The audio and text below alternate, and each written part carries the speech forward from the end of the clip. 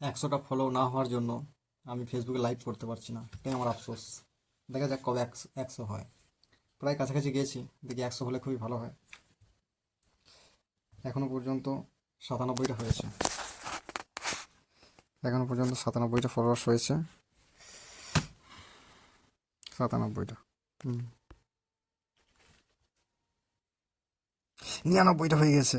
আর একটা, আর একটা, আর একটা না করে আজকে আর ঘুমবো না। আর একটা না করে আজ ঘুমবো না। যা হয় হবে।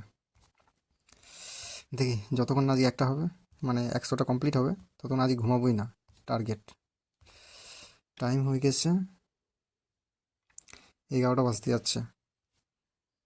99টা হয়েছে। 97টা ছিল, দুটো বেড়েছে।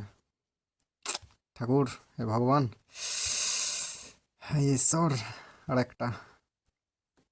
সবে তো স্টার্ট করেছি জীবনটা, এখন জীবন বহুত দূর। স্ট্রাগল করতেই হবে। তা সোশ্যাল মিডিয়া জার্নি শুরু করেছি, একদিন না একদিন সফল হবই। এই টার্গেটে এগিয়েছি। যাক, হাল ছাড়বো না, যা হয় হয়ে যাবে। হচ্ছে না, হচ্ছে না, হচ্ছে না।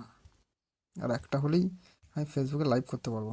তাহলে আমি ফেসবুকে লাইভটা করতে পারছি না। এই যে লাইভ, লাইভে ক্লিক করছি, হ্যাঁ, 100টা না হওয়ার জন্য আমি লাইভ করতে পারছি না, এটাই আমার আফসোস। তার একটা যদি ভগবানে দিয়ে দেয় খুবই ভালো হয়।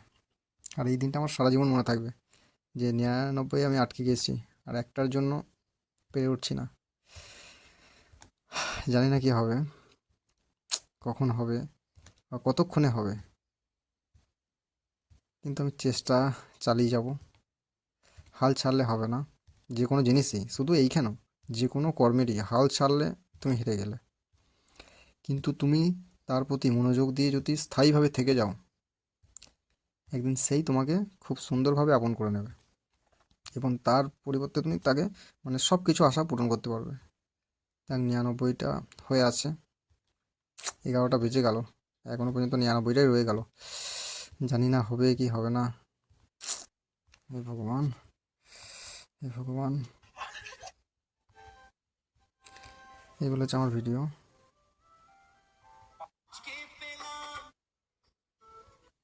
সবার শেষে এবার আমাদের এসআইআর এর ফর্মগুলো জমা দেওয়ার পালা। তাই যাচ্ছি দাদার বাড়ি জমা দিতে। অনলাইনে কাজ করি তো, তা অনলাইনের সমস্ত সবারই কাজের শেষে লাস্টে নিজের কাজগুলো আর কি হয়, মানে গোটা গ্রামের সমস্ত ব্যক্তির কাজ কমপ্লিট করার পর লাস্টে নিজেদের কাজগুলো করা হয়।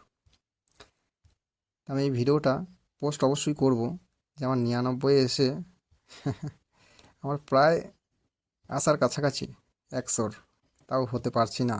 এই যে আফসোস, এই যে একটা অনুভূতি, এই যে হয়ে গেলে যে কী একটা আনন্দ হবে, সেটা দেওয়া থাকবে এই ভিডিওতেই। সেটা আমি দেখব যেদিন আমি সফলভাবে সাকসেস হয়ে যাব। একদম।